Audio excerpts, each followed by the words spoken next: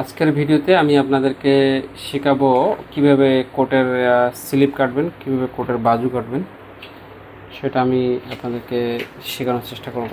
তো চলুন ভিডিওটাকে শুরু করা যাক, আর বেশি দেরি করব না। তো আমি যথাযথ প্যাটার্নটা ভাবেই রেখে দিয়েছিলাম, যেমনটা আগের ভিডিওতে দেখেছিলেন। তো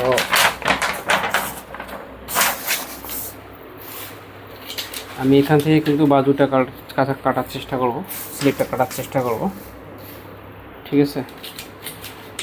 তো প্রথমে আমি এখানে একটা সোজা করে একটা ড্রয়িং করে নেব, ঠিক আছে।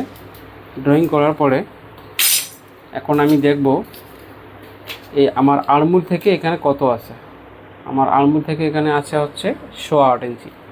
8.5 ইঞ্চি আমি 15 গেছি মাইনাস করব, ঠিক আছে।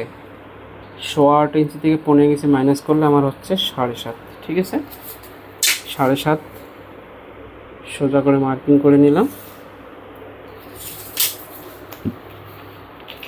এরপরে আমাদের স্লিপ লম্বা, মানে বাজুর লম্বাটা হচ্ছে 25, হাফ ইঞ্চি প্লাস সেলাই মার্জিন, ঠিক আছে। এই 25 নিলাম। এরপরে এখান থেকে কত হচ্ছে 18 অর্ধেক 9 প্লাস হাফ ইঞ্চি 9.5,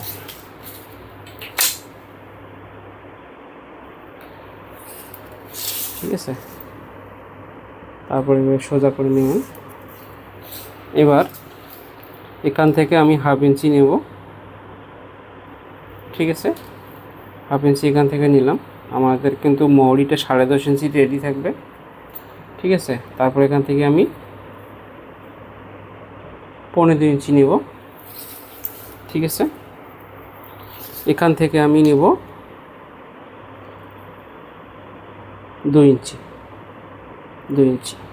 টোটাল হচ্ছে 2.25, ঠিক আছে।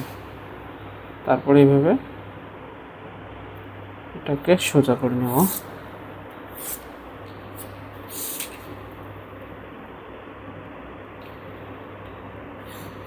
এবার সোজা করে নেবেন। এবার এখান থেকে আমরা 1.5 ইঞ্চি নেব রাউন্ডিংয়ের জন্য, স্লিভ রাউন্ডিং। এখান থেকে আমরা হাফ ইঞ্চি নেব, আর এখান থেকে আমরা 2 ইঞ্চি নিয়েছি, ঠিক আছে। এখান থেকে হাফ ইঞ্চি প্লাস, এখান থেকে হাফ ইঞ্চি মাইনাস, ঠিক আছে। তারপরে এভাবে একটু ক্রস করে মার্জিনটা করে নিতে হবে। আমরা যেহেতু মার্জিন রাখছি না, এটা প্যাটার্ন আছে, তো আপনারা মার্জিনটা এইভাবে রেখে নেবেন। আমি তারপর ড্রয়িং করে দেখাচ্ছি আপনাদেরকে, ঠিক আছে। এরপরে আপনার এই স্কেলটা যদি কাস্টমারের যদি স্লিপটা মানে হাতটা যদি বেশি বাঁকানো থাকে, তাই এই স্কেলটা ব্যবহার করবেন, তাহলে শেপটা ভালো আসবে, ঠিক আছে। আর না হলে আপনারা এই স্কেলটাই ব্যবহার করতে পারেন। তো আমি এই শেপ স্কেলটাই ব্যবহার করছি, বেশি শেপ দেবো না, ঠিক আছে। এইভাবে শেপ দেবে নেবেন। তারপরে নেক্সটে এইভাবে শেপটা দিতে হবে, আপনাকে এইভাবে ইউজ করতে হবে, এইভাবে, ঠিক আছে।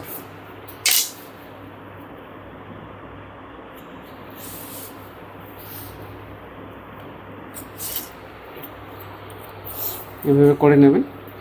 আচ্ছা, এরপরে আমাদের ফিক্স আর্ম হচ্ছে হলো 14.5 প্লাস 1.5 ইঞ্চি, তাহলে কত হচ্ছে 16 অর্ধে কত হচ্ছে 8, এই যে 8 আমি নিয়ে নিলাম এখান থেকে। তারপরে 2 হচ্ছে আমাদের সেলাই মার্জিন, মানে টোটাল অল ওভার, ঠিক আছে। এই 2 ইঞ্চি প্লাস করলাম এখান থেকে, 2 থেকে এই মার্জিন পর্যন্ত 8.5 হচ্ছে, আমি 8.5, এই 8.5 অর্ধেক 4.25, ঠিক আছে। এরপরে এই মার্কটাকে সোজা করে নেবেন। তারপরে এই মার্কটাকে এইভাবে এই পর্যন্ত সোজা করে নেবেন, ঠিক আছে। সোজা করে নিলেন। এরপরে আপনার রাউন্ডিংয়ে যে ডাউনডিংটা থাকবে, এটা কীভাবে বের করবেন। রাউন্ডিংয়ের ডাউনটা ধরুন আমার 40 ইঞ্চি চেস্টে আমরা স্যুটটা কাটছি, তো এখানে দেখুন আমাদের এলে কিন্তু এখানে দেয়াই আছে 40 অর্ধেক 20, এই 20-তে আমি মার্কিংটা করে নিলাম। এরপরে এটাকে আমি সোজা করে নিলাম, ঠিক আছে। এরপরে এইভাবে এখান থেকে এটা এই কর্নার থেকে এই কর্নার সোজা করে নেবেন, এই কর্নার থেকে এই কর্নার সোজা করে নেবেন, ঠিক আছে। এরপরে এখান থেকে যা আসবে তার মাছ সেন্টারে এভাবে করে নিতে পারেন। আপনাদেরকে আমি ইজি মেথডে বলছি। 15.3 হচ্ছে, 15.3-এর অর্ধেক যা আসবে তাই। এখান থেকে আপনারা 15.2 ইঞ্চি রাউন্ডিংটা নিয়ে শুরু হবে, এখান থেকে এখানে এসে ব্ল্যান্ড হবে, ঠিক আছে। এটা হলো মেজারমেন্ট। এখন আমরা ড্রয়িং করব। ড্রয়িংটা আমরা এই শেপ স্কেলটা এখানে ব্যবহার করব। প্রথমে দেখুন কীভাবে ব্যবহার করছি আমি। এই পয়েন্টে প্লাস এই পয়েন্টে এইভাবে এখানে এইভাবে মিলিয়ে নেবেন। দেখুন মিলে গেছে, ঠিক আছে, মিলে গেছে। এরপরে এটা এইভাবে এখানে মিলিয়ে দিতে হবে, এটার সাথে এটা এইভাবে আসবে। স্কেলটাকে ঘুরিয়ে নিতে হবে, ঠিক আছে, ঠিক আছে, মিলে গেল। এবার এখান থেকে এখানে 1/2 ইঞ্চি মাইনাস করে এটা এইভাবে মিলিয়ে দিতে হবে। আমাদের কিন্তু স্লিপ হয়ে গেল, ঠিক আছে। এবার আমরা সাইডের শেপটা দিয়ে নেব। এখান থেকে মোটামুটি 2 সুত শেপ দিয়ে নেবেন একটু। তারপরে এখান থেকে এইভাবে শেপটা দিয়ে নেবেন।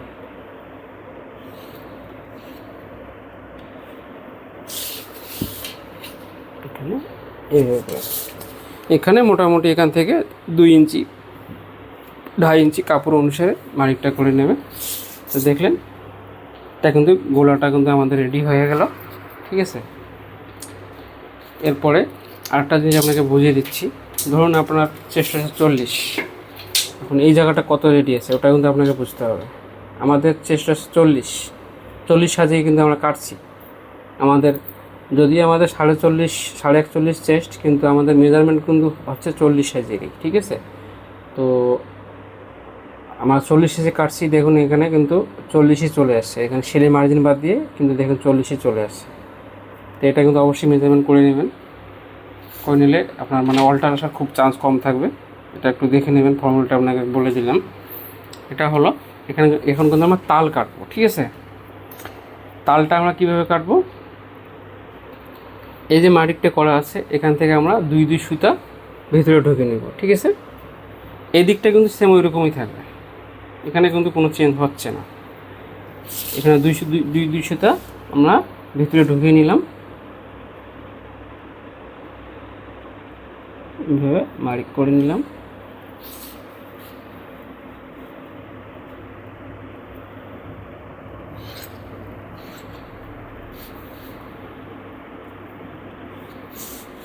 এখানে আর একটু শেপ হবে, এখানে শেপটা একটু কম হয়ে গেছে, এখানে আর একটু শেপ হবে, ঠিক আছে।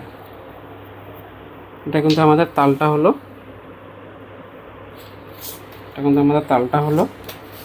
আচ্ছা। এখান থেকে আমার একটা জিনিস বোঝার আছে। ধরুন আমাদের 40 শেষে কাটছি, কত আসছে এখানে 15.8।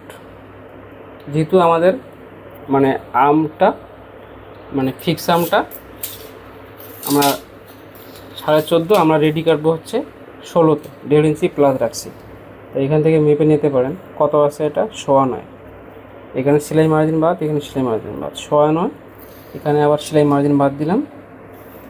আমাদের কিন্তু 16 ইঞ্চিতে রেডি হচ্ছে, দেখছিলেন একটু কোনো কম বেশি হয়নি, 16তেই কিন্তু আমাদের রেডি হচ্ছে। তো এইভাবে আপনারা মেজারমেন্ট করে নিতে পারেন। আচ্ছা, তারপরে এটা হয়ে গেল। এখান থেকে আপনারা আধা যত আসবে, ধরুন 15.8 আছে, 15.8 4 ইঞ্চির 1 পয়েন্ট কম প্লাস 1/2 ইঞ্চি, ঠিক আছে। তারপরে এটা এইভাবে উল্টা শেপ স্কেল দিয়ে এভাবে ড্রয়িং করে নেবেন। ঠিক আছে, ড্রয়িং হওয়ার পরে এই শেপ স্কেলটা দিয়ে এটার সাথে এটা ব্লেন্ড করে দেবেন। তাহলে আমাদের তালটা রেডি হয়ে গেল, আমাদের স্লিপটা কিন্তু রেডি হয়ে গেল। তো বন্ধুরা, এই হলো আজকের ভিডিও। তো আশা করি আপনারা বুঝতে পেরেছেন স্লিপ কীভাবে কাটতে হয়।